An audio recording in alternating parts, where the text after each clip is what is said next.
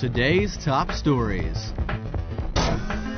Iran's ambassador to Britain has been called into the Foreign Office in London in response to remarks made earlier today by Iran's Supreme Leader Ayatollah Ali Khamenei. Speaking at Friday prayers in Tehran today, Khamenei slammed what he called interference by foreign powers, which had questioned the result of last week's presidential election.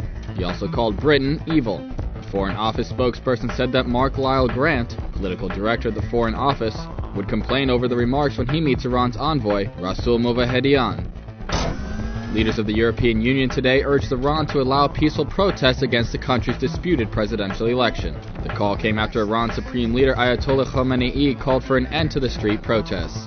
In a statement issued at the summit in Brussels, the EU leaders called on the Iranian authorities to refrain from the use of force. They also urged the Islamic Republic to investigate questions over the conduct of the vote. United Nations High Commissioner for Human Rights Navi Pillay today voiced concern over the growing number of arrests in Iran since that country's presidential election last week, and urged authorities to uphold due process of law. Pillay also called on Iranian authorities to rein in the Basiji resistance force, a volunteer militia who are accused of violence against protesters. Amnesty International said today that it believed up to 10 people had been killed in Iran since protests began last week.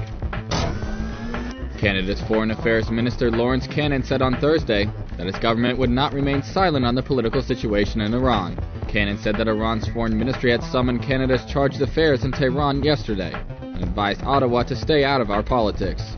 He said, quote, "And we will not. We will continue to promote democracy. We will continue to challenge Iran on human rights." These stories and more at televisionwashington.com.